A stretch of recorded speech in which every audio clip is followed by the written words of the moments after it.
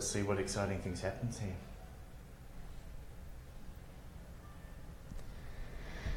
All right, hi, it's Brett Cowell, and this is the Total Life Complete podcast coming to you from Oak Cliff in Texas.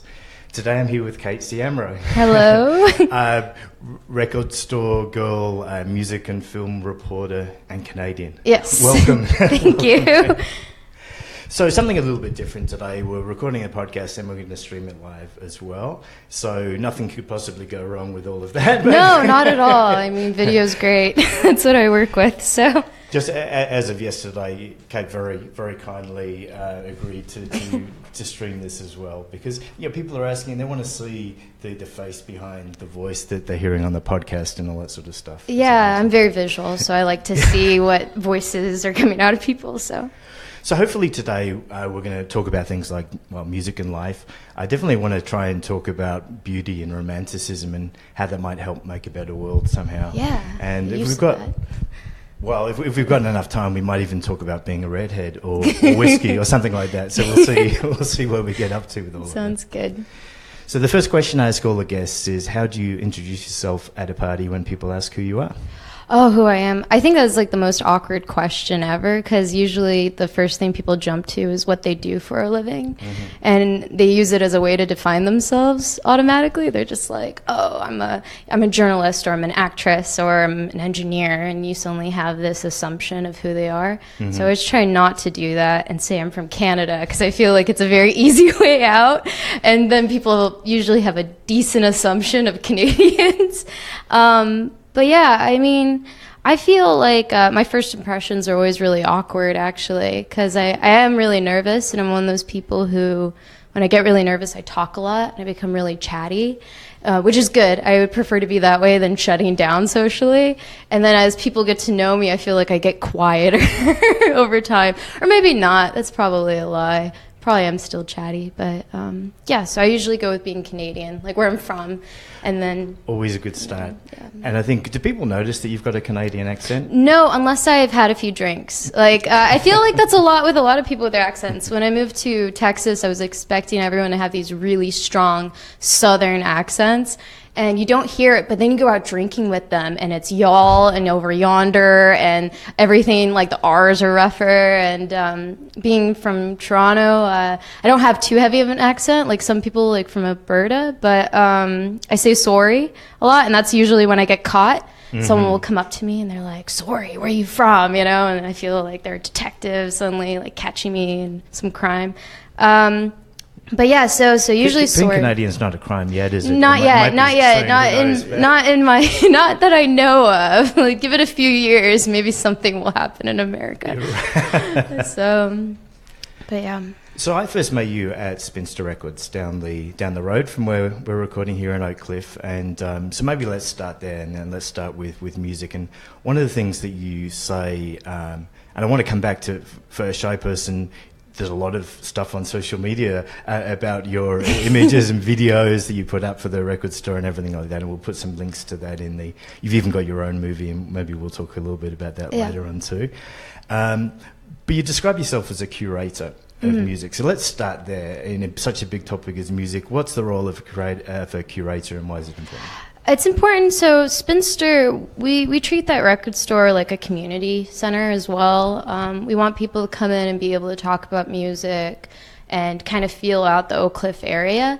Initially, I mean, Spinster's been around 3 years. We're hitting our third year on the 17th. So initially coming into Oak Cliff, it was still kind of known as a bit of a rough area. So we kind of like bringing this new crowd in and welcoming them to the Oak Cliff area. It's owned by David Grover. He's from he was born in Hawaii, but he's from LA personality-wise. But he's fantastic. He's one of the most optimistic people I've ever met, which I think is why him and I mesh really well together. But for curating, the reason why I voice myself as a curator and in charge of our marketing is because the store itself is very handpicked. So we don't just throw a bunch of things on the floor. We're not like, oh, let's just throw these records, no matter what it is, into the bins. We're very picky. We want to make sure that we're putting out records that people are going to look through and be like, oh my gosh, I want this. Not like, you know, going through like 20 records of Elvis. Like, why do that to someone? Just throw out 3 of those records and kind of go with the flow of what sells and what doesn't. So it is very handpicked for a store. I think it's important in a lot of these shops, actually, how they're curated and aesthetically how they look. This is a very aesthetically pleasing area. A lot of people go into a coffee shop not just because the coffee's good, but because of the atmosphere, because the tables are really comfortable, and because they have Wi-Fi or they don't have Wi-Fi or whatever. So that matters a lot, and we try to keep up with that. But yeah, I mean, other than that, just the atmosphere. I mean, people-wise, we have a very eclectic staff. We're all dramatically different. I'm very different from Eileen and Nick, but we all are very sociable. We like talking to people. We like picking their brain. And Eileen's more connected to the area. She grew up here. Nick is all technology based. I love hearing him talk about turntables. He talks about them like they're people. And then me, I'm just very into music, and I'm really into helping people create events there, meeting musicians who really want to just keep pushing forward with their dream. And I've always loved that. I feel like most of my life's kind of been dedicated to helping people pursue their work and making it bigger and better, you know? So... yes. So that's the curation element, and people sure are friendly in there as well. I think I've been in a couple of times when I've only had a short time to buy records and ended up talking to whoever was there and then left. I have gone back, so message to the management, I have gone back and bought some records there. But it's kind of like, what's the product there? There's a little bit of community imbued in the place as well, and just another linkage, Dustin Blocker, who was one of the guests on the podcast earlier on, episode 7, I think it was, got me back into vinyl. You know, he's got the record pressing plant, hand-drawn pressing up there in a suburb of Dallas. And I love those guys. Yeah, I know them, yeah. So there's some nice crossovers between that, and he gave me a few albums, and I didn't have a turntable at the time, so I went and bought that, and then that led me to just down the road from here and into the world of Spinster Records. And it's kind of interesting because a lot of people would assume, being a record store, that we would see other record stores as competition, which a lot of people do, like in a coffee shop. If there's another coffee shop up the street, you're worried about your clientele. But we got the lucky end of the stick because, like, if someone buys a turntable from us, then they might be buying records from somewhere else, and vice versa. So it's kind of this own community that just keeps growing. And I love it because people are getting nostalgic again, and it's kind of bringing generations together. You have this older generation that grew up with turntables as just a complete norm, and then you have this younger generation who's so intrigued by the past, and they also like the present, but they're like audiophiles, and they want to hear their music like clean and the best it can be, and it really just connects people, and I really love that. So. I want to talk a little bit more about nostalgia too, because nostalgia is not just looking back at the past. I heard a definition of nostalgia being, kind of a healing of past wounds or something like that. It's I think nostalgia's got quite a big role in society today in 2017. Yeah. Not just looking back at the past. So there's been the revival of vinyl, but actually playing vinyl is a physical experience that you have to be intentional and present to do, and the fact that I have to get up and turn it over is great, because I'm like, I really hate this. Why can't I just have a playlist? Oh yeah, that's right, because that's just letting it wash over me. I'm not actually participating in it. I mean, I got the pleasure, so almost a year ago, or half a year ago, I do freelance for The Observer, so they know how much I love 80s musicians, 80s music, and they sent me the interview for Adam Ant, so I got to interview Adam Ant, which was a huge deal for me because I love his music. And was he in Dallas? No, it was a phone interview, which is really intimidating, like this video podcast, because I couldn't see his face, and when you're interviewing someone and you can't see their face, it is so intimidating because you don't know if they're rolling their eyes or you don't know if they're like, I'm not really into this question. You can't read them as well. But during that interview, I was asking him if what he liked about vinyl or records, because he was talking about, you know, his records and the iconicness of the front of it. And he said the tactileness, like feeling it and having something you can grasp to. And I feel that same way about books. I've never bought a Kindle, but I remember Kindles blowing up and everyone had one. And nothing about it seemed intriguing to see this glowing screen, because I see a glowing screen on my phone and a computer. Why would I want to read a book on that? And there's something great about holding a paperback novel and you have it in your hands. And I feel the same a lot about records, where you can hold it and you have it and you own it, and you're also giving back to the musician. It's not like some download online, and a lot of companies that have music playing from the internet don't give a lot back to the musician. So it really is the best way you can give back to the musician. Is to buy vinyl. Yeah, is to buy vinyl, cassettes, even CDs, any of that. I mean, they're posters and merch as well. Whenever I go to a show for a band, if they don't have a vinyl, they usually have a T-shirt. So anything of that sort is always great. And it kind of gives back to the musician, and it kind of lets them know if they're doing good. I mean, I always love watching interviews, and Jack White did this really cool interview where he was talking about how he couldn't stand going to a show where people don't applaud if they like the music, if they're acting too cool to applaud, you know, like I'm just going to hang back, you know,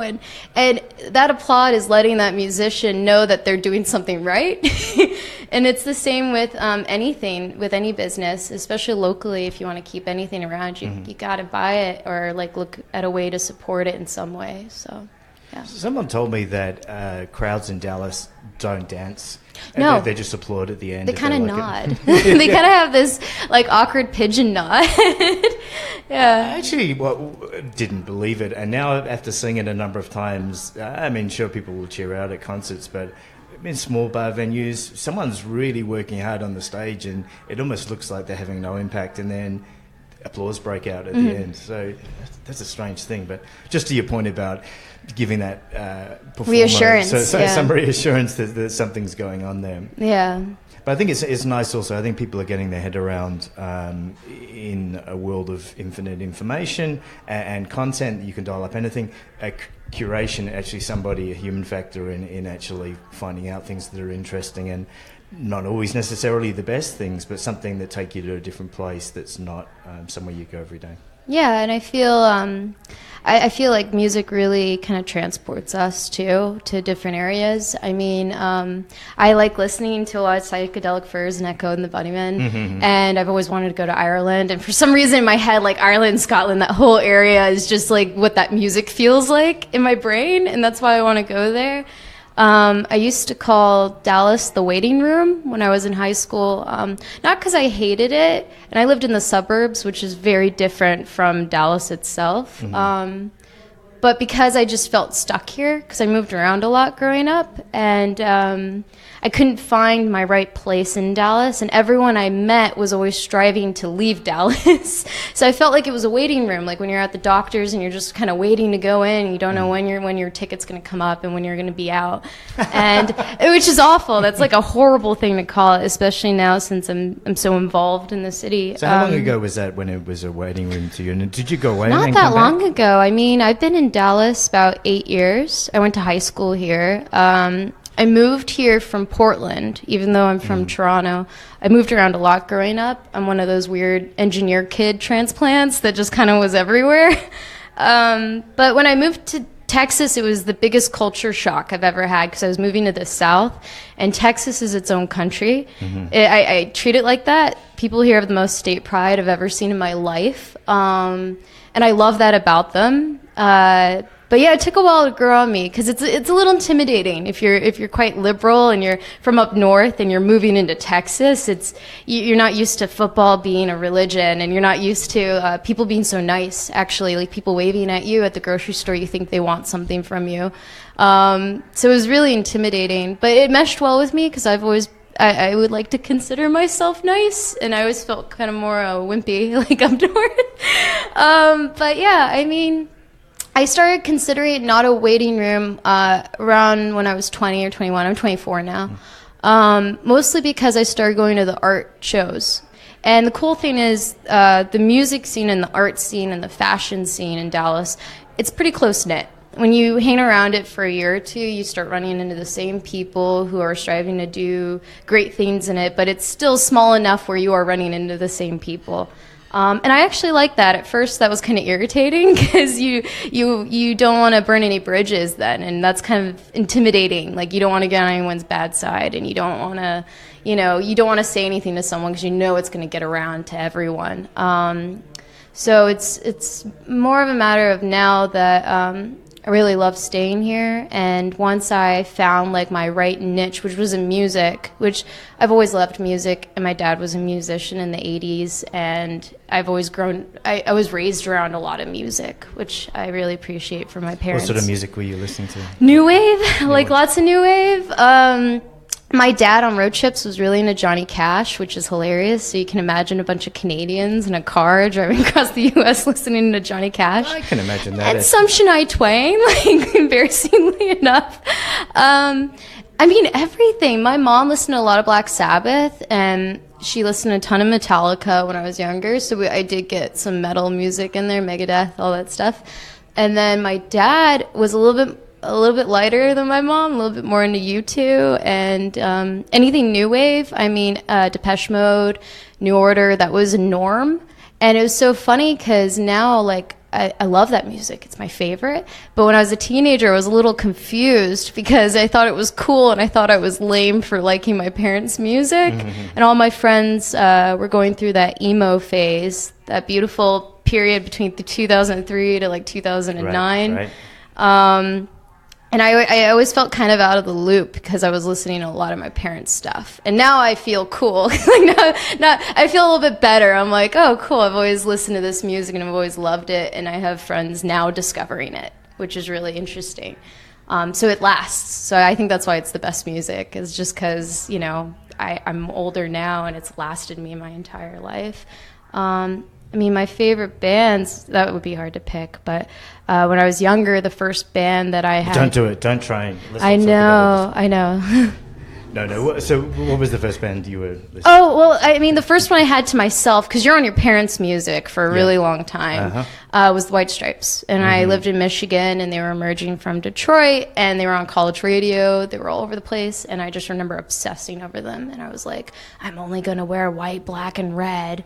And, and I still kind of like that, weirdly enough. I think maybe it did cross over into my 20s. But yeah, so that was like the first thing I had to myself. But yeah, music matters. I go on tangents. I think I got away from the main question. So I think the first music that I ever had, that I ever owned, I think I got 2 7-inch singles. One was the Pointer Sisters, I'm So Excited, and the other one was Relax by Frankie Goes to Hollywood. So that's great. Bearing in mind I grew up in the Isle of Man and we went to some sort of grocery store or whatever to buy these, but I had to choose between those or Ghostbusters, I think the soundtrack song was out at the time. So yeah. That was that. So I think the ones that I picked have probably stood the test of time. I wish I had them there around somewhere, but... Well, Australia has great music too. Like everything, In Excess is like up there for me. Mm-hmm. I remember being younger, listening to the Vines. I like Jet a lot, even though they take a lot from Iggy Pop, but they're all right. So I mean, there's so much good music out there. There's just too much, and now you can make music anywhere, which is why I think people shouldn't quite leave Dallas to pursue music. You get a lot of musicians here, and they feel like they've like tabbed out, kind of like, oh, I got as high as I could in Dallas. I'm going to move to LA. I'm going to move to New York City. I feel like they should bring it back here. Like, why not? Why not be a big fish in a small pond? And why not, grow, make the city grow? Which Leon Bridges has done really well, and Erykah Badu, and so I hope that keeps happening. So. Yeah, I'm not sure that people know Erykah Badu's from Dallas. Really? Everyone in Dallas knows. So. Yeah. So there is a legitimate global artist from here.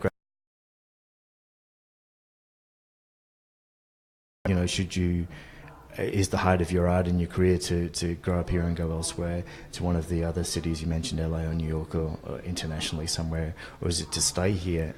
And there's certain pros and cons, I guess, of staying in Dallas. One being the ability to connect with so many different people and be part of something. Yeah, I mean, I found my place here. It is definitely an affordable city. even though it's getting more expensive, you're seeing this dramatic increase in rent, and all these areas are becoming very gentrified and changing really fast. But it's a cheaper city than LA or New York. And I mean, if you really want to be international, when you want to live somewhere where you can afford to go other places, I don't know. That's always been an attractive point. That's why I've stayed. So, yeah. So I think we talked a little bit about travel the first time I met you, and did you spend some time in France? Yes, I took off to France when I was 19. I had a good friend there named Sasha Decleux. Her whole family, her mom is the accountant for Dior, which I did not know when I was going there. So I had I thought I was going to be having this very bohemian experience, but it was quite luxurious. But yeah, so I stayed with her, and then I met an Australian. And I'm a romantic, and I thought he was the greatest thing. So I was like, where's he going? Back to Australia? I'll go there next. So he asked me, I didn't follow him to Australia. He asked me if I wanted to go back with him. So I came back to Texas, saved up, worked my butt off, and took a flight to Australia and was there and intended to stay there. And then things fizzled out. You know, people, when you're on vacation, when you're like on holiday and you're on vacation and you're experiencing this like glamorous lifestyle away from your real life, and then you get back into your real life and you go to someone else's life that you met, it's completely different. And so that was a beautiful lesson at 19. So yeah, that's what took me there. But I've always like, I'm not usually super into mottos or anything, but I've always gone with my gut. So, and it's been good. Like, I'm very happy with everything in my life, but I always go with my gut. Like, if I don't feel right about someone, I don't go with it. If I want to travel somewhere, my gut's there, even if it's a weird place, I'll go there and I'll make it happen just because I feel like something's there. And so far, it's been fantastic. I've always met cool people and done cool things. So, yeah. How did you get into reporting music and film? Oh, weirdly. Well, when I was in high school, I did like the morning announcements, and so I did our like little TV show for the high school, and I did yearbook, and I was really into photography. So I really wanted to do photography, and I was supposed to go to Mizzou for journalism. And then I got my scholarship revoked because they found out I was Canadian, and scholarships are mostly for American citizens. But I don't think they think about Canada like being a problem. So then I started looking into international student scholarships, and everything was aimed towards Asia or Mexico. And I was like, I'm not going to find a Canadian scholarship. And I was going to go back to Toronto because it's cheaper to go to school. But I just kind of held on to that dream, and I started networking and meeting people who work in Dallas. And I started writing for this little zine called Throwed, which was capturing kind of underground music, underground art, everything that the Observer was missing. And there's actually another publication called Central Track in Dallas, and they're really good at covering like kind of under the tracks, like stuff that's going on in Dallas that isn't usually like front of the paper news. Was the zine a physical Yeah, it was physical copies. You could pick it up. It was mostly online, but that kind of got me back into writing again. And meanwhile, in school, I was going to community college. I was taking marketing, because I always thought marketing was really cool, and I was always interested in advertisement and how people advertise themselves, or how people kind of get into people's brains and stuff. I thought the psychology was really interesting. But yeah, so I started writing, and it was all just through passion and having the guts to ask. You know, I think a lot of people get scared to ask people to do things, or ask people, hey, can I tag along, or hey, can I do this, you know, or I have this idea and I want to go with this. And Dallas is really flexible. It's still a competitive market. I don't want to downplay it at all, but if you're really confident enough and you can give what you're offering, then you have it good. Like, you'll meet the right people and you can make it happen. So really just putting myself out there. Anytime I met someone and thought they were interesting and wanted to do something, or if I had a story in my lap, like something interesting, I'd go with it. And then it turned into hosting, which I hosted Index Festival, which was really cool. Intimidating because it was video. It was first time doing video interviews, and I use my hands a lot, and I try not to as much. I think that's like some. We'll see if people Eastern European thing. Yeah, I can see it on the screen right now. And apologies, I just want to welcome people watching on Facebook Live here as well. There's some people watching online, so that'll be good, and we'll be posting this on YouTube later on. But I just want to acknowledge people there, and hopefully they can see. Hello, everybody. Hello, everyone. If you're enjoying this, please tell your friends and get them, especially if they're at work doing something else. Get them to dial in, and let's see if we can get a few hundred or 1,000 people watching at this time. That'd be nice. Okay. But yeah, so I mean, getting into reporting, it was mainly that, and I read a lot, and I've always obsessed over interviews.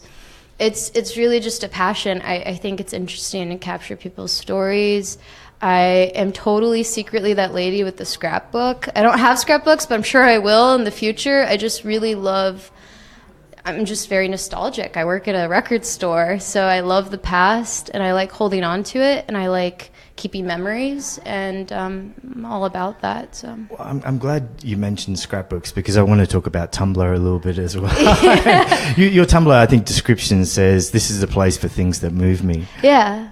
And I think that's great, and I think before we started, we were having a little bit of chat about beauty and aesthetics, and we'll get onto that in a second. But I think one of the things missing in the world of efficiency and convenience and comfort is actually things that truly move you, that actually is feeling something, and you can have all the storytelling and special effects in the world, but unless you feel something, then life's kind of not worth living. Yeah, I mean, I'm all about that. I could spend hours online just looking at things that I find that are beautiful or funny, and it's all for me, which I like a lot. Sometimes it's nice to disconnect through it, especially visually in film. I mean, I love watching movies that make me really emotional and cry, and I'm now like recently my boyfriend and I are on this World War II kick, and we're just watching tons of World War II films, and I'm just There's quite a few out there. Yeah, so and I'm just like watching Band of Brothers and in my car crying to work, and I really enjoy that. I like that. I like feeling, I feel like people are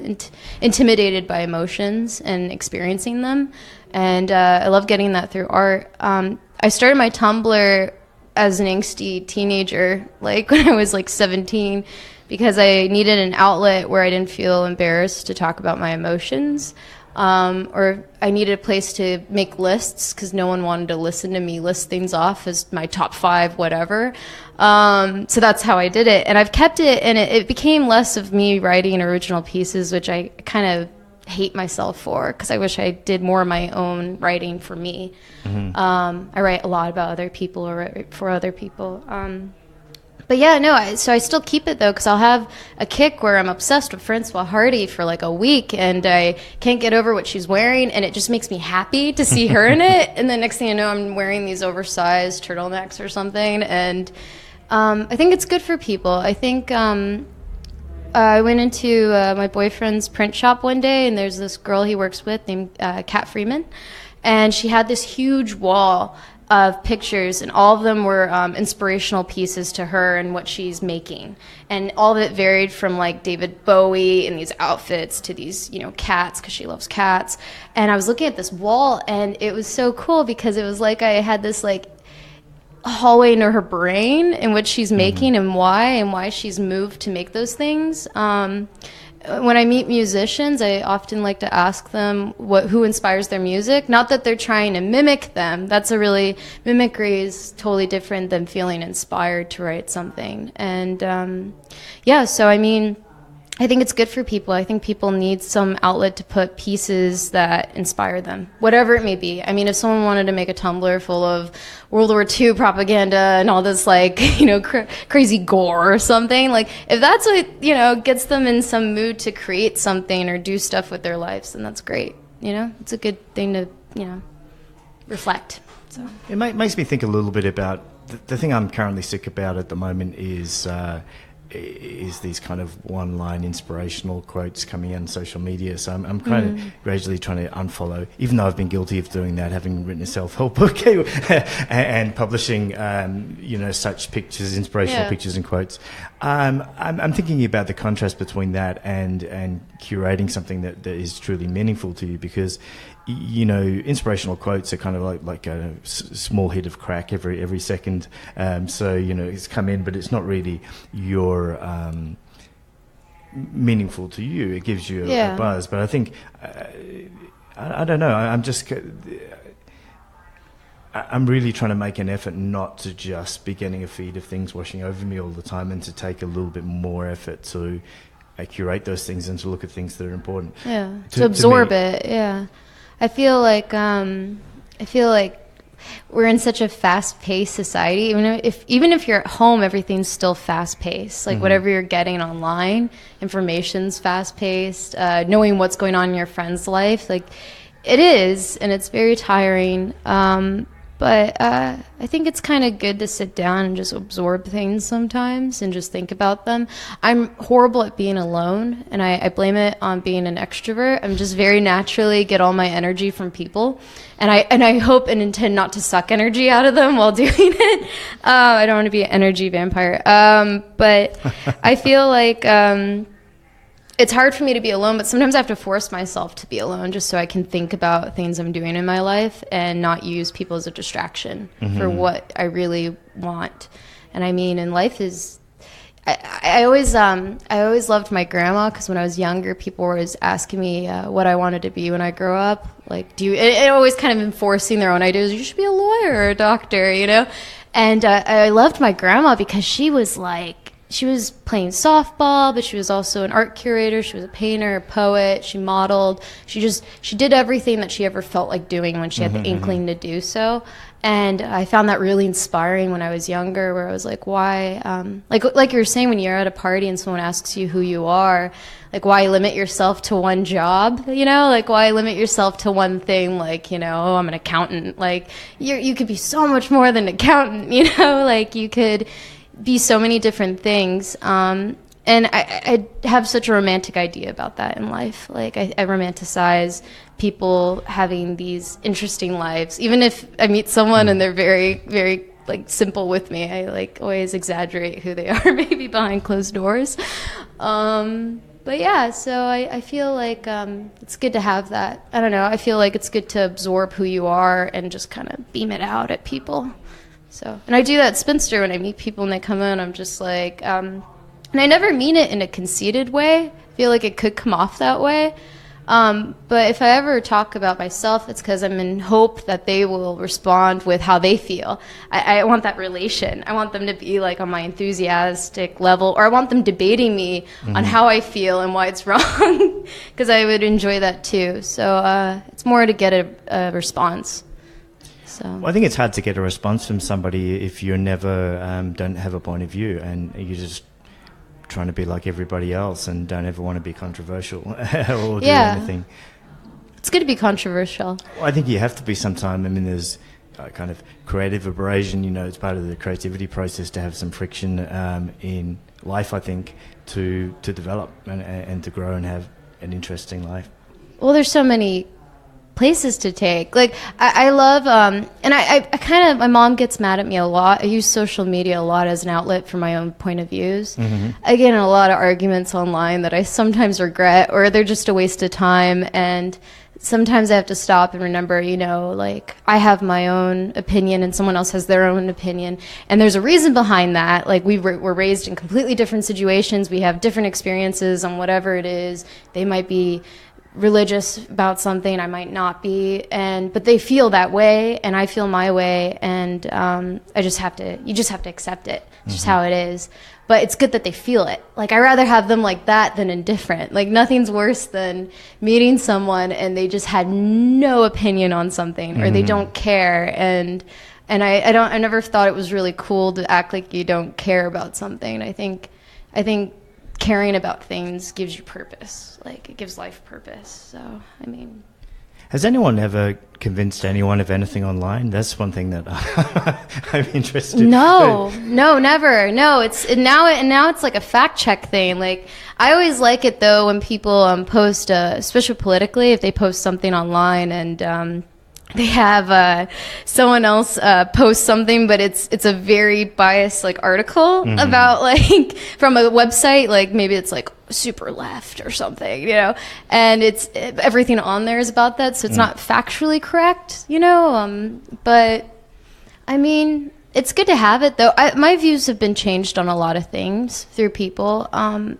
maybe I'm a little bit more open-minded. Like, I like being in a gray space, like not indifferent, but in a gray space where I can see both sides and have my own personal view that doesn't really take a side, but is my own view nonetheless. So, well, I think that's a great perspective on life, and no, we've talked about it on the show before as well about everyone feels the need to pick sides at the moment, which I don't think that's the way to live life. No, it's intimidating, especially politically. I don't want to get into politics, but. Yeah, I think people shouldn't have to feel loyalty to a certain side or a certain label that they might have stuck themselves with. I feel like there's more to that. I mean, people are debating gun laws, abortion, like all sorts of stuff, but it's not so black and white. Like a person doesn't have to be a monster because they have a certain view, you know, like.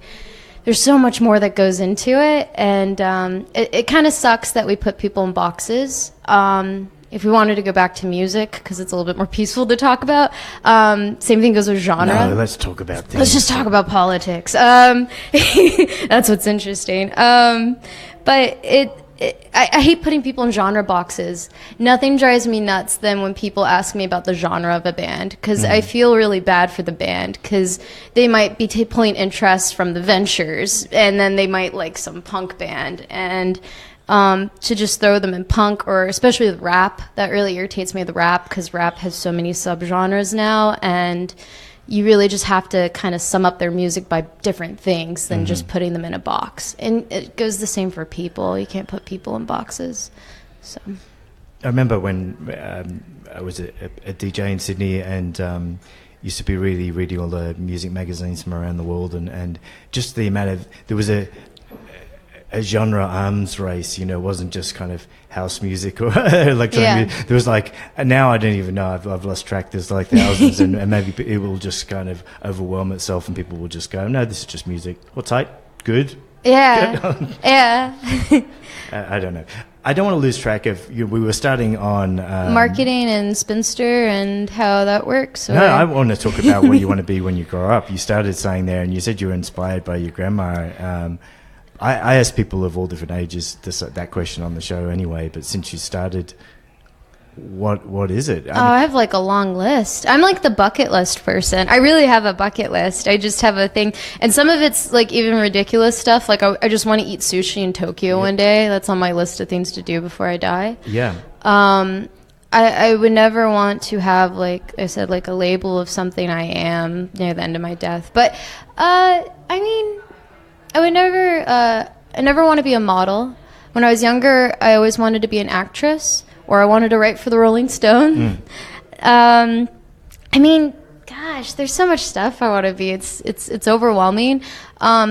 I do love working at a record store. I did glamorize that when I was in high school. Like the idea, I remember watching High Fidelity and wanting to be John Cusack. I didn't want to be Catherine Zeta-Jones. I wanted to be John Cusack in it. I was like, man, I want to be that grumpy guy. And I'm not a guy, but I would have loved to be John Cusack in that movie and just, you know, hang out with like Jack Black and debate music all day. And that's what I do now. So I'm actually living one of my dreams I had when I was younger.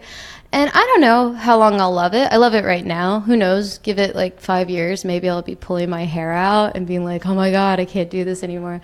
But, I mean, the staff I work with makes it really good. David's great. It's like a family more. I treat it like a family business, which I haven't worked in before. But yeah, I would like to keep with that. I've thought about DJing before, just because I do work around records, and I feel like DJs are not in short supply. Don't want to say that. There's a lot of DJs in Dallas, a lot of good ones. But it would be kind of fun to do because I enjoy that. Writing's a huge thing, but it comes in spurts. like any artist. Like musicians have writer's block for a year of writing music. I get that a lot with writing about people. There's just times where I'll open my laptop and I have a story I need to write, and it's just super intimidating. I just want to close it and go to bed and not think about it. I don't know. I used to also entertain the idea of being a flight attendant. I don't know. There's all these glamorous jobs. The most glamorous job to me, I know it sounds the weirdest thing, is being a teacher.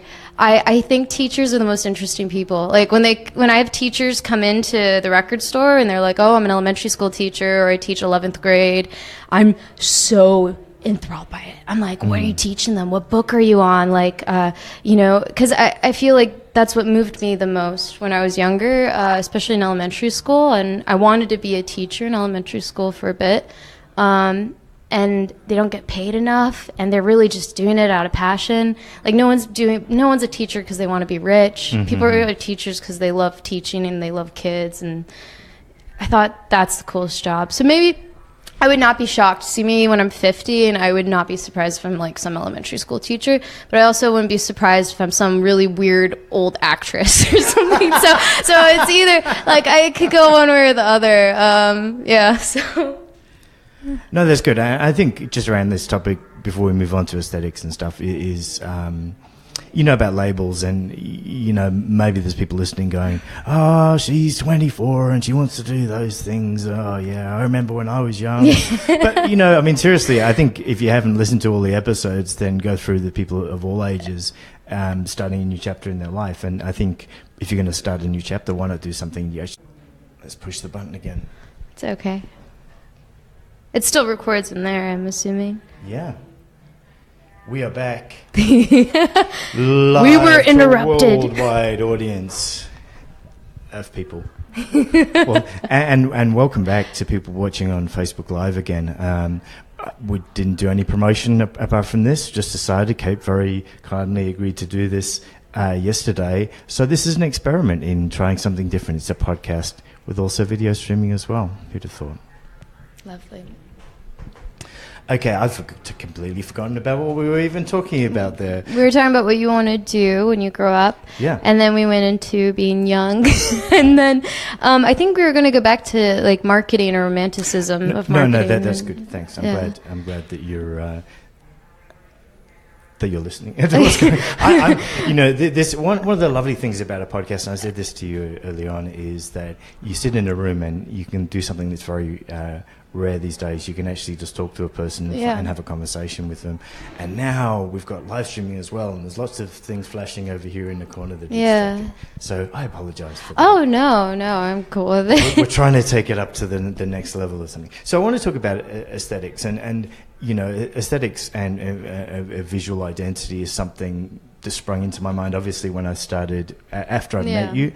And one of the cool things about this podcast, you just meet people and don't know anything about them at all, and have a talk to them and go, oh yeah, there might be an interesting person on the podcast. And then, I see your Tumblr and Instagram, and you've got a real, you talked about the white stripes before. There's a real visual identity. Is that something that you're aiming for and cultivating? I mean, I've always dressed like I dress because I enjoy dressing the way I dress. But initially with Instagram, so going into Instagram, I was very against it at first because I felt kind of, I don't know if it was my way of getting back at the norms, but I was like, I'm not going to post my life online. That sounds really intrusive.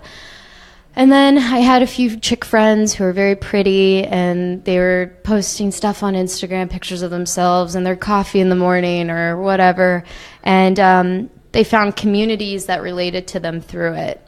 So I don't know, like I said, with scrapbooks, I do like to keep memories. So initially getting with Instagram, it was to keep memories and to have these moments online. But also to find communities outside Dallas, because like I said earlier, it feels like a waiting room sometimes, and you want to meet people who maybe see the world the way you do, and have the same perspective. Because when you look at someone's Instagram, in a sense, you're kind of seeing their life through their eyes, or how they want to be perceived through their eyes, And it's really interesting. As for Spinster, though, like making video content, That happened in a really weird way. I got really bored at work one day. I don't want to say bored. David would hate me if I said bored, but I was having this day at work where I was like, how can I bring more people in here? And then I was like, all I have to give is myself, like kind of joking in my head. And I was like, and it was a slow day. No one came in all day. I was like, I'm just going to make a video and talk to myself because I feel crazy right now. And I'm just going to post it online. And maybe someone will see me and want to come in and talk about music with me. And then I kept doing it. And it was cool because I started meeting people online who love records and love music, who work for Golden Voice, who work for companies in the record label industry, which is insane. And I don't know if it's because like me being a girl, like a young chick. I don't know if that probably has its own appeal in its own weird way. But it was kind of a cool way to just find this like little outlet for me, through my shop, that helps the store. It helps the store connect outward with all these other stores. I've gotten to talk to people who live in Sweden, who own record stores in Sweden. And I got to work for Coachella's record store whenever they had their festival, because I met this gentleman named Alex Rodriguez, who's a vinyl collector and in charge of their curating of their store, and he hired me on. So it's been really cool, like using social media to connect, even though it is such an isolating thing to do in a weird way, because I'm alone whenever I'm trying to connect, I never make those videos at Spinster when someone's in the shop, and anyone I work with can tell you I'm really weird if someone else is there. Like David has been working with me and he's like, oh, aren't you gonna make one of your videos? You always make your videos. And I'm like, once you leave, like I get really nervous, just kind of talking to myself, like that. But it's good marketing. It is a good marketing way to do it. And I like to do it sincerely. I would never want to do it just to make money off it. I mean, there's so many ways women can make money off video, like in weird ways nowadays. Like I was telling you earlier, Twitch is a thing. Like I could easily probably get a Twitch account. I don't even know what that is. So Twitch is this website that helps people watch gamers play games. You really are webcamming yourself playing video games, and you have a shot of the video game you're playing. It's for the whole video game, anyone who's into that. But there's definitely girls I know who are gorgeous and maybe just play video games in their underwear and get paid thousands of dollars, and they treat it like a job. I would never do that. Not that that's their own thing, but I try to do things sincerely. And so with Spinster, the whole video content is me, and that is me. So I'm kind of like that in person, and I'm very peppy. I don't know. My staff makes fun of me a bit whenever we hang out for it, but they now do it too. They have videos on there as well because they want to have that connection. Right. They all want to connect. I mean, that's what we want to do. And sometimes it does get slow in there, and I do want people to come in. I never make a video if it's busy. Like if we have people in the store all day, like don't make one at all. I just hang out and talk to people because they're there, I don't want to seem disconnected. It's like sitting with someone at dinner and they're on their phone constantly. It's the same thing in business. And I feel bad whenever someone's in the shop if I'm on my phone, like setting up an event, like I do that a lot as well. I always feel guilty. Like if I have my phone out, even at work, and I'm setting up stuff for my work. But yeah, I mean, it's a good way to connect. I feel because I've always been a romantic. I've always been a hopeless romantic. And I've always been very sensual about life, and I love sensual things, and I love being a woman, and I embrace that a lot. I feel like maybe that channels really interestingly through Instagram and through video, because that's who I am, and that's what goes out, like many other women in the history of film, So, yeah, I mean, if I was a really rough person and I was really negative, I think that would channel out too. I don't think I could hide that. So it's kind of what you see is what you get. And who I am has always been very red, and Spinster's very red. So I feel like we've kind of branded ourselves together in a weird way. So, yeah. Do you think you could ever have different color hair now? Is that no? I dyed it once brown, and no one recognized me. I dyed it dark brown like 2 years ago, and I went to a bar, and my friends didn't recognize me. I was standing right next to them for like 10 minutes, and they just did not notice me at all. Yeah, I like being a feisty redhead. It gives me an excuse to be all crazy and, and like if I ever do anything chaotic, I'm just like, oh, I'm a redhead. I like it. I identify with it like many people do with other things. So I think we were talking about horoscopes a little bit before we started as well, because you'd posted something saying that you were an Aries as well. So I don't know. I don't know. The horoscopes are amusing. It's something it's a little bit of fun, but I always thought, growing up, because I'm an Aries too, and I always thought, yeah, that's true what they say about it, but now I don't really think about it anymore. I kind of like the brand of an Aries. I think horoscopes are goofy, but I think it's funny because the horoscope for Aries is totally spot on with me. So, and it's funny because I grew up with a mom who's very into horoscopes. That's her generation. I mean, she was born in the 60s. Like, she totally did her horoscope growing up. So my mom blames anything I do on my horoscope sometimes, and you just have to go with it. Like, if I make a mistake, she's like, she's just has a fiery nature about her. She's an Aries. And I'm like, all right. If that's the problem, then I can't help it. Can't change your birthday, so. Yeah. Well, you've got to own it, whether it's your visual identity or maybe even a horoscope. When's your birthday? The 7th of April. Okay, I'm March 26th. Yeah. I thought maybe we had the same birthday. No, that would have been coincidence. Who knows? Yeah. It's so I thought that was interesting. But as you're speaking, I really think about there's something going on in my mind here about kind of the world we're living in at the moment, and we're sitting here in a room in Oak Cliff and transmitting this out to people watching around the world, or maybe up the road. I don't know where they're watching. But it's kind of knowing yourself and playing to your strengths and putting your energy out there. It's something you've talked a lot about, and I think it's kind of necessary in the world that we're living in at the moment. Absolutely. Yeah, no, absolutely. I mean, you can only let yourself have a good day. I mean, like I was telling you earlier, I love my job because I could come to work depressed, and a lot of people don't get that luxury.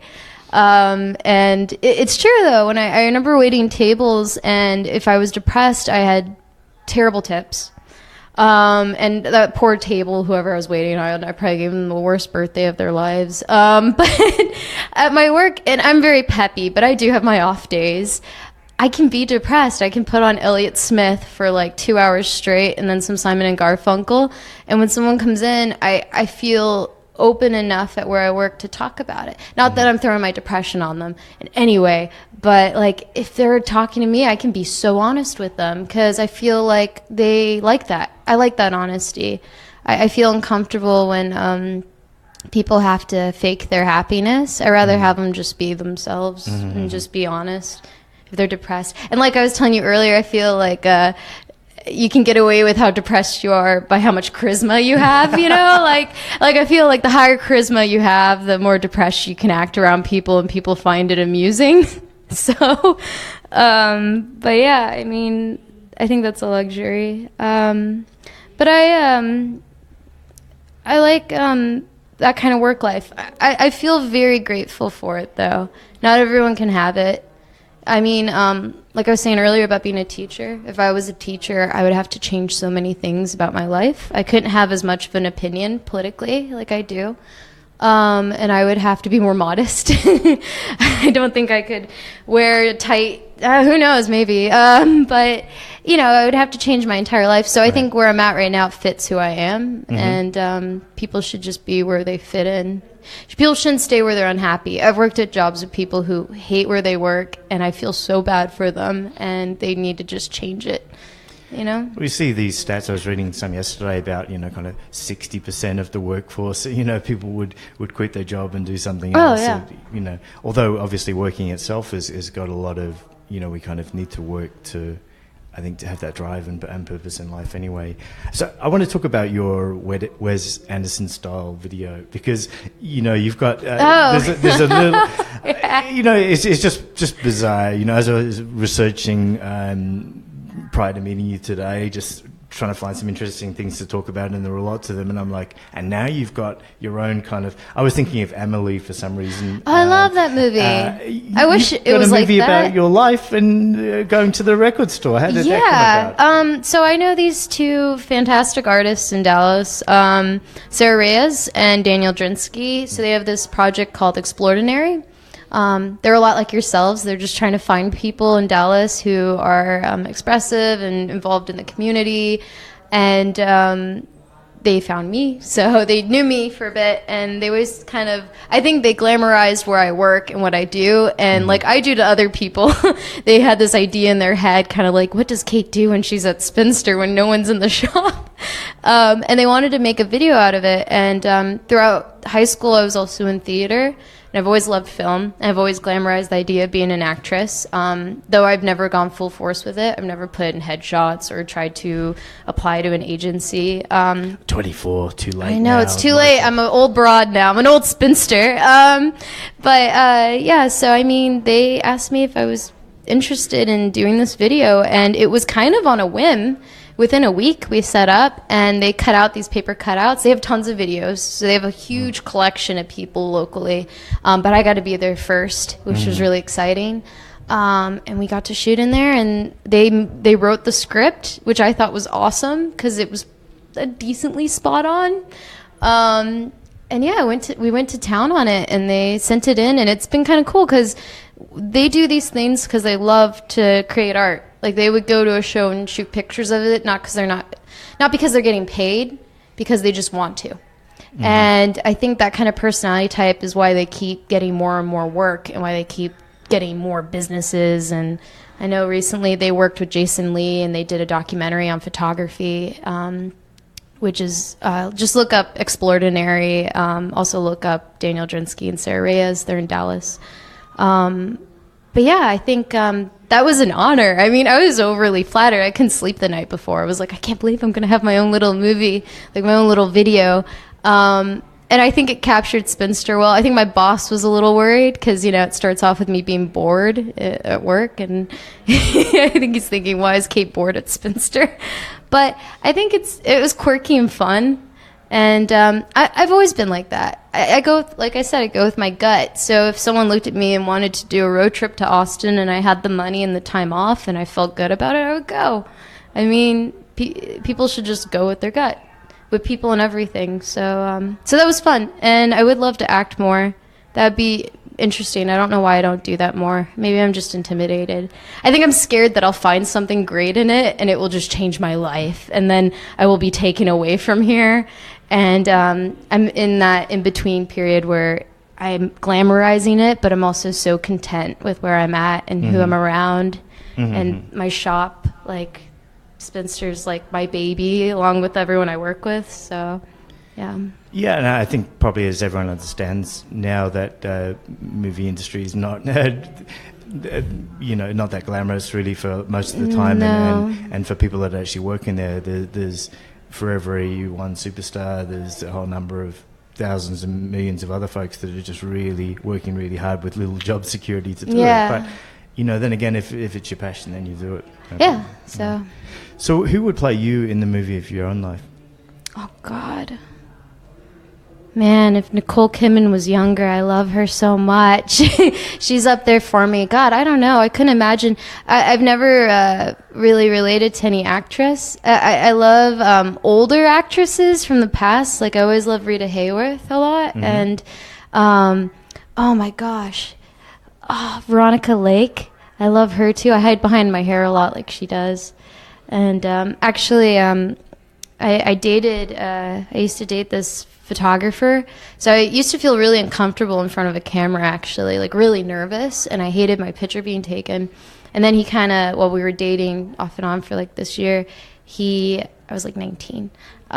He kind of helped me ease up in front of the camera because he would use me for his portfolio stuff because he was doing graphic design and learning all this other stuff. And he like kind of taught me like, hey, you need to learn how to pose your body correctly, and you need to learn how to look. And because I'm half Ukrainian, I don't smile a lot in photos. I think like I don't know what it is about Ukrainian culture, but like you only smile if you sincerely are smiling. Like you don't smile just because someone says cheese. You smile because you're laughing or because you're so happy, you know, and you hit that.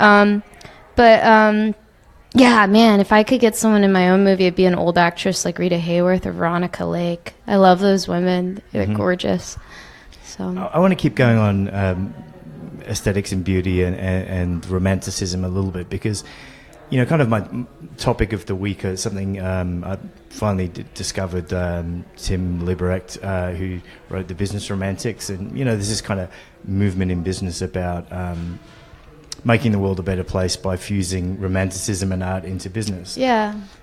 You know, because it's a counter trend to commodification or commoditization and globalization and all of these other things, which are kind of removing the human element. You know, a lot of jobs are being automated and things like that. Yeah. But, you know, I really want to be conscious in this in our conversation, not to downplay and not say that art. No, not at all. Go to town. I want to hear it all. Well, I don't want to make it seem trivial because I think even the viewers and listeners, people that have been listening in here, might be amazed at how many different things that you're doing and then the way that you're looking things on. And that's why I was so excited to get you on the show. But so there's something about you know, the role of art being dusted off and being used as a tool for business now in some ways, romanticizing business itself and could go into glorifying business and lionizing it and saying business is the answer to everything. But at the same time, there is, I think there's a need to allow people to do business with passion and not use meaning just as a way to control people, but as a way to get the most out of them and to help the world be a better place somehow. Yeah. Well, in the grand scheme of, I think you kind of just got to work with what you got. I know that's such a weird way to say it, but like myself being a romantic, I do feel slightly special in where I'm at. Because I've always lived life very sensually, and I've always loved love, and I've always been a romantic, and I've been very bold and confident too. I have like no fear how I am with my body, and I'm very comfortable around people. So that's very natural for me. At the same time, I'm also very old-fashioned too. I'm decently modest, I'd like to say. Like I like to cover up everything. I like jackets, but. With that being said, I feel like working for Spinster has been very lucky as a business brand because I feel like women, like men kind of rule the world in a weird way when you talk about business, but women are the center of it.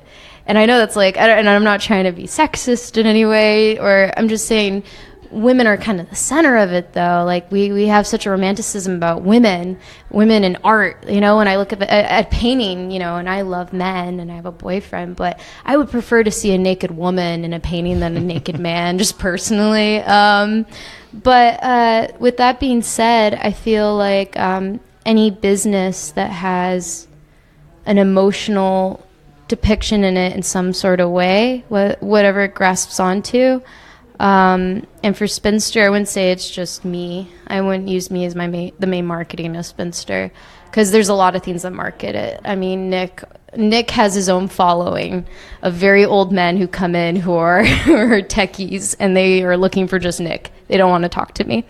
But for me, I mean, I've always treated everything very sensually, and I love talking to people. So I guess it has its own marketing brand, absolutely, like anything else. Even with like perfume commercials. I mean, like I said, I went to school for marketing. So, I mean, like when you see a beautiful woman in an advertisement, it does make you want to buy the dress more than it just being on a hanger, you know, even if the woman's technically the hanger, you know. But I feel like I've kind of made myself that for Spinster in a weird way, accidentally, not on purpose. At first it was for my own gain because I just wanted to connect and I wanted to meet people online, and I did it for the store as well. But, you know, I also was trying to kind of find a way for me to feel my fit in the store. And now it's become my own brand where it is true. Like when I go to a bar, people know me for that store. They don't know me like on a personal level. They're like, oh, there's the record store chick, you know, which I'm okay with because I love the record store. I would hate if I hated the brand. Wouldn't that be awful? Like if I just did not want to be connected to it at all. But well, yeah, that's a lot of people working in the corporate world and elsewhere. Yeah, that separate what you're passionate about and what you believe in from making money, or just be able to cut. Mine all meshes together. I got very lucky. Like the fact that it all meshes together is great.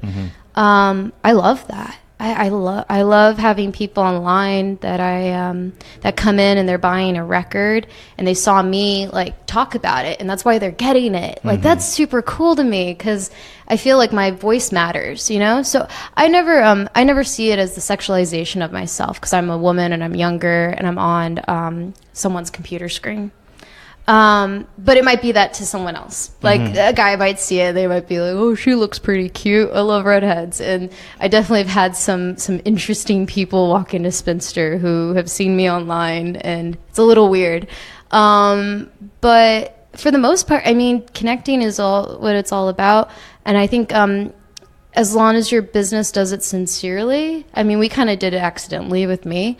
But I definitely see other brands try to do it with people, and it can be kind of awkward to watch. Yeah. So it just depends on the person, if they really love what they're into. I mean, there's tons of businesses locally that have, like, their own connection, you know, with how they do something. And, yeah, so I got really lucky with it. I think it all fell into place really nicely, and we've just gone with it since then. My boss is okay with it. He's very proud of it. He's like, "Oh, cool, we have our own little social media chick." That's like a little, you know, extra oomph to the company. Yeah, so I mean, it's intimidating though, because I mean, I've definitely had that conversation with a good friend where they're like, "Do you feel objectified? You know, do you feel like an object? Because technically, you've meshed yourself with your work, you know." And I don't. I always when I was in high school, this girl I knew felt really insecure. Someone called her a slut, and she, you know, was slut-shamed or whatever. And it's because she wouldn't own up to, like, sleeping with this guy, and she said she felt used. And I looked at her, and I was like, you know, you could switch this around really fast. Like, maybe you used him. And she was like, "What do you mean?" And I was like, you know, like, why do you feel used? Even if you feel used, just say you used him. Like, don't, when you do it to yourself, like, you know, like, be higher than it, be above it, like, be the stronger one, you know? And that might be, like, a really twisted way to see things, but I think to hold power in yourself and who you are and what you stand for, you got to be very confident. And I think you also need to not be scared to use yourself as a vessel for whatever art you're in or what business you're in. If you have the guts to do it and if you're strong enough to do it and put up with people who might be negative towards you. But to have pride in it, that's it. With anything. Like if you do anything, even if you're drunk, like just to take pride in it and then people will respect you more. And I think they find it more attractive. I think nothing's more attractive than people who take pride in what they do and have confidence. So... Very true. And talking about drunks, I think the cocktail making class is going to be starting up here in a little bit. Oh, I can see goodness. I can see them coming in. Wheeling in. So we're down at Common Desk at Oak Cliff. So come He's down got suspenders on. If you're watching, say that we sent you. I love suspenders. So all of that. So we'll when we see when the drinks finally come out, we'll have to wrap this up. But let's talk about Dallas yes. for a little bit. So I ask all the guests also to explain the heart and soul of Dallas, because I think both to me moving here from somewhere else, it's a place that you may not necessarily be able to comprehend or have a very superficial understanding of when you first move here. But even as I've discovered, people that have been here for a long time have got vastly different views of Dallas, because not everybody goes to every single area in Dallas and knows the same people, actually. So what's the heart and soul of Dallas, and how do you explain it? Oh, gosh. The weirdest thing about Dallas is the uptown area. I feel like most uptowns and cities are the hip spot. Like when you go to Chicago, going north Chicago, it's cool. Going north Toronto is really hip. Yeah, in Dallas, it's kind of like very, it's actually the stereotype of what I thought Dallas would be. So it's very bedazzled, very plastic, very Southern, blonde, Texas, white. I don't know, like just anything stereotype I would think of Dallas. But I mean, there's so much more behind that. Oak Cliff has a very high Hispanic population. So you get this really, I never grew up with that around me, being from Canada and living in the North. I love it. That's why I moved to Oak Cliff initially. I just love that culture. I love the vibe. I love the people. They're really kind. And, I mean, Deep Ellum has a history behind it, going back to the 80s and 90s, early 80s and 90s, a huge party spot. It's getting back to that, maybe a bit changed. But, I mean, the heart and soul of Dallas, I mean, you have this really interesting city. There's no water. There's no mountains. I'm a nature freak. It's really hard to live here for me some days because the only time I can imagine myself in isolation is if I was hiking or in a kayak on some beautiful lake. You don't have that here. I just have to say, because I know that one of our former guests, Roland Skilland, will be listening to this, and he'll be wanting me to tell the listeners and viewers again that there's a big forest in South Dallas that people don't know about. Oh, which one? The Trinity Forest. I've heard of that. Yeah, so there's a massive forest there. So I think we'll end up doing a PR campaign for it here. I've never been there. I've been close to there to meet Rollins, and he's certainly a big proponent of it. So maybe that's something we should all add to our list. Yeah, I would definitely want to go there.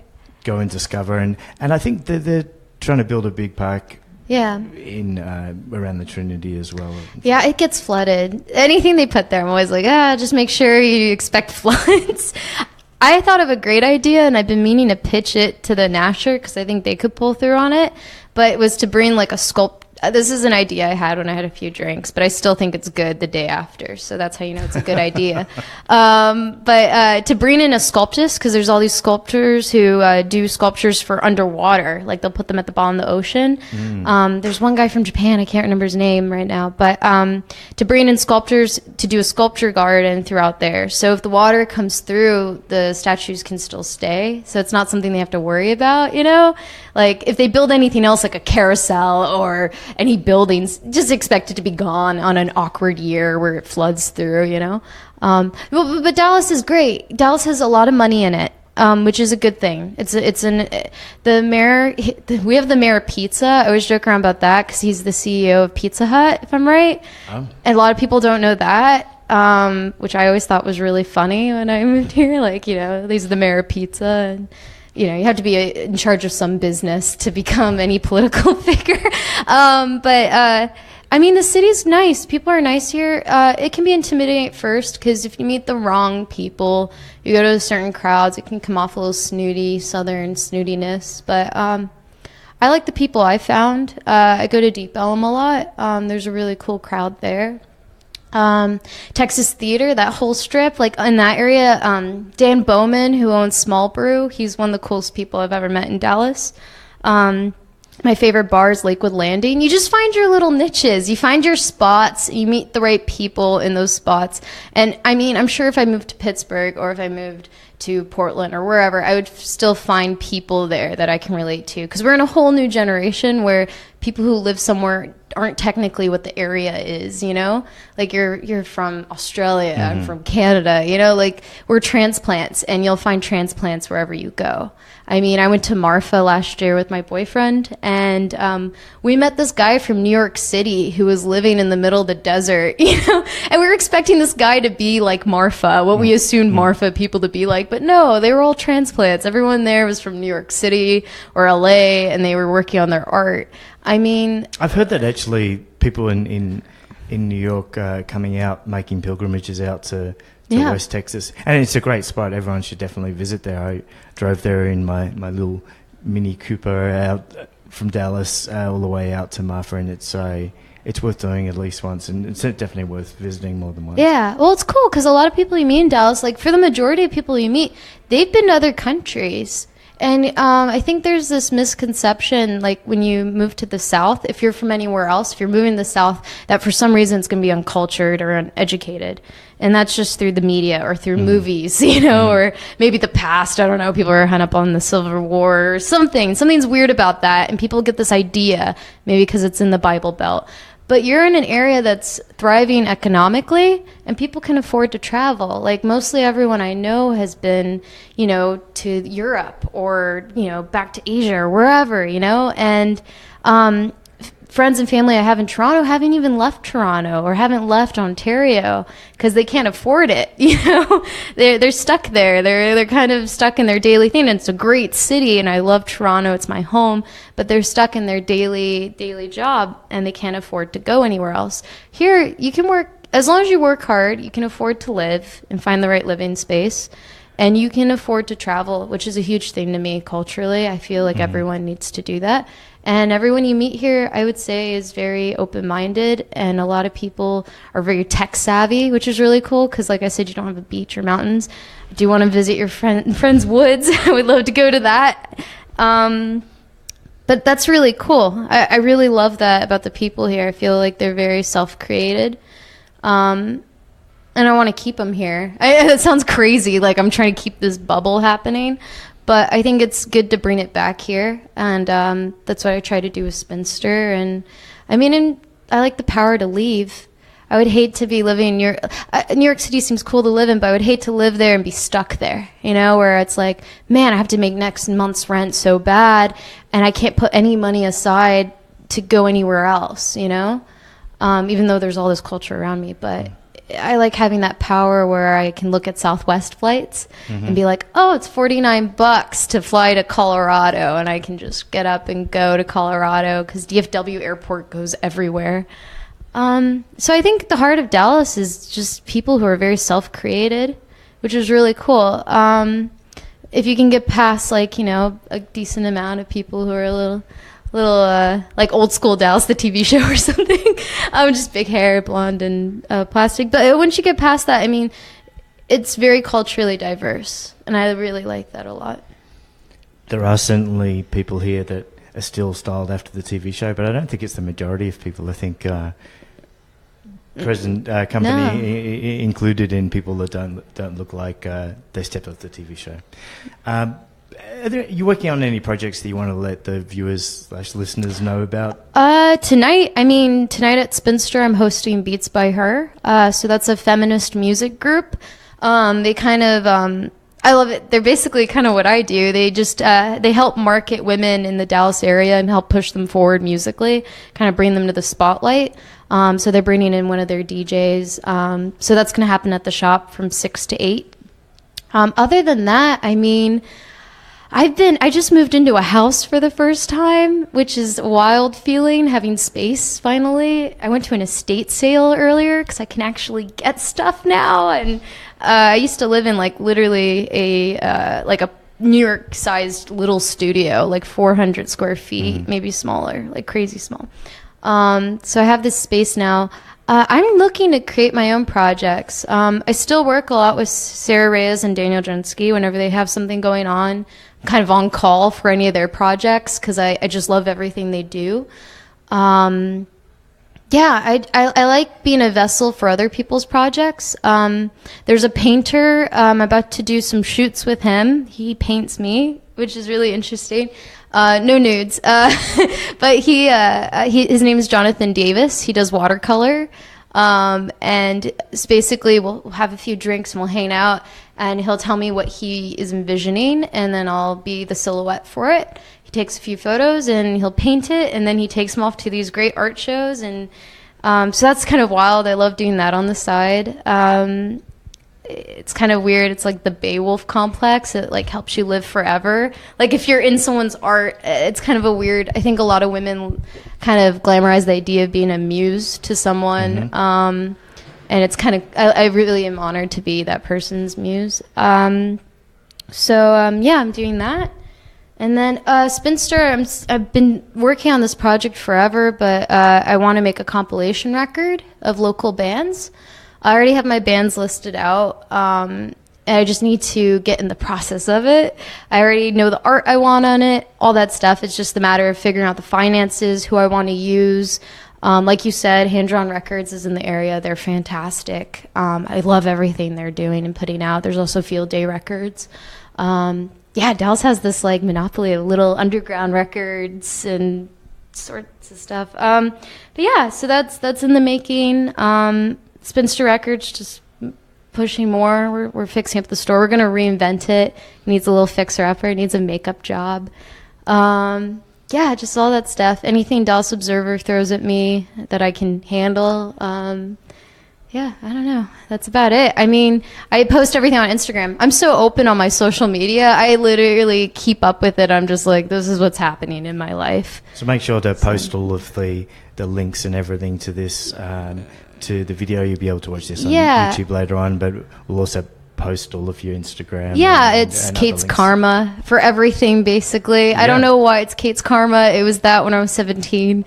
And I've kept it, and it's funny because now I have a different perspective on karma, but what goes around comes around, so, yeah. Well, I want to know about you.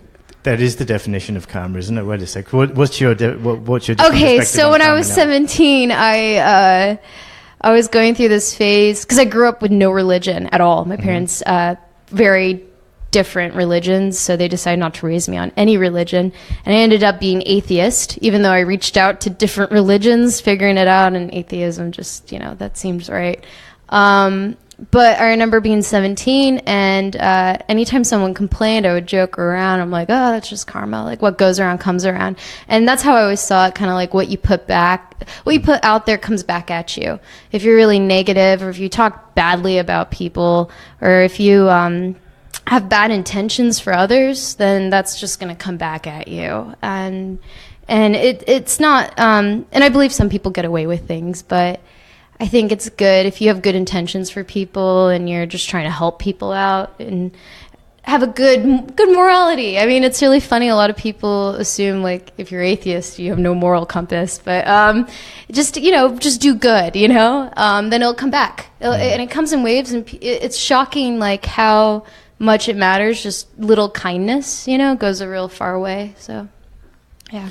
Right, we're at that part of the show where we're going to talk about life lessons now. Life lessons.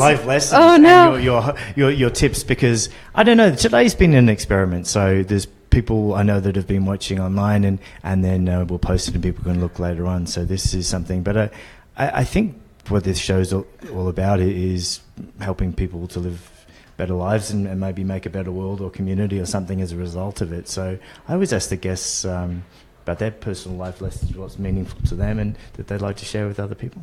Well, my main one is go with your gut. I know it's, I hate, I don't base everything on my life on intuition.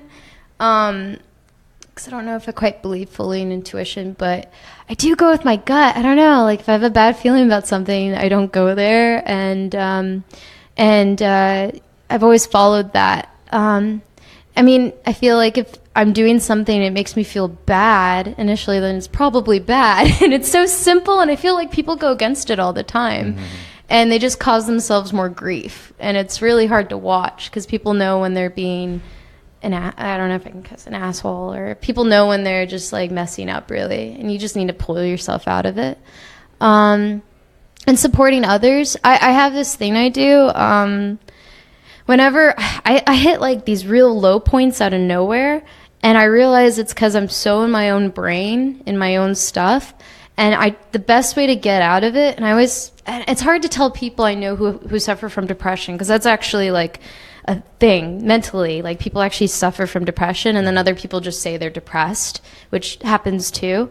I just get depressed sometimes. I do not suffer from depression. But sometimes I get in these funks, and I realized the easiest way to pull myself out of it is to just do something for someone else.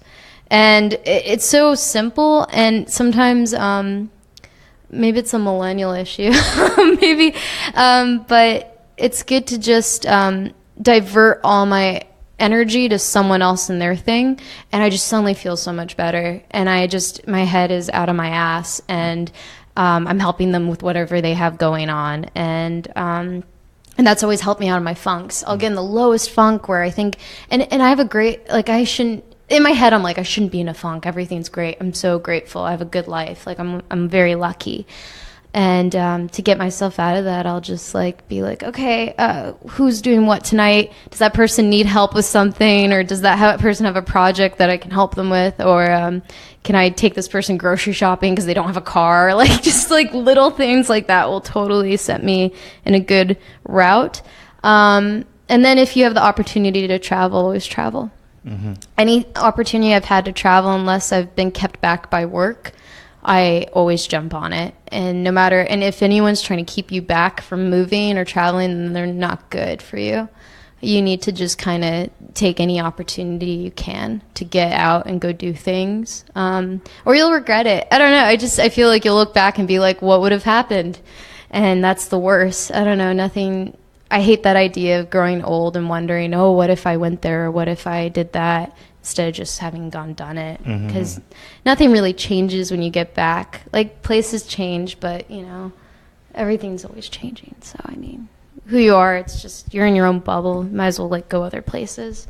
So yeah, I mean that's really it. It's so simple. I feel people overcomplicate life. Everything's very simple. You just do what makes you happy. You find someone who makes you happy. Find someone who's good for you too. Like, I'm finally with someone who really like gets me, and we like the same things. And we hate the same things, which is even better when you meet someone who just like we both can't stand Elvis Costello, and I love that. I love that so much. I love that though. Like, when he said that, I was like, this is the one. Like, you know, this is my main squeeze. But yeah, no, like being with someone though who like kind of fulfills you, that's the greatest, I think. So yeah. That's good advice. And I think we're at the end of the show. Yeah. And since we're kind of live, and some people will be listening to this on a podcast later on, and they'll be in their own car or doing whatever they do where people listen to podcasts. So, but for people that are watching this live who are in the area, we should have said you could stop by and say hello. Yeah. I think the cocktails are almost ready. So, and I'll be at Spinster. I'm going right over to Spinster. Yeah, and my living room. Certainly check out Spinster Records. They've got a great selection, and have a chat to Kate. Hello. Thank you all. Yeah, thanks to everyone who's been watching online, who's probably just this puzzled kind of thing of just two people sitting there. So this has been episode 1 of live streaming, episode 21 of the podcast, and we'll see next time if we can do some more visually interesting things and look at you a little bit more. Have balloons and confetti. I wanted the confetti. I thought that might have been too much just for the first. The Nature Channel, see what's more important. Well, I feel like we should put something on TV there like that, how we could just cut over and then we could show some of your videos or like really classic cool. movies or something like that, and then that would give people something to look at. Maybe that's that'd be cool. So tell us what you want on the podcast too, and on the live streaming. Next time we'll make an effort to try and tell people in a bit more in advance. And this is awesome! Thank you for having me. This is my first podcast ever. It's been a pleasure. So we've done double duty and doing the podcast and live streaming at the same time. So it's been lovely having you as a guest. Thank you. Thanks so much for joining. Honored. Right. Thank you. All the best. Bye.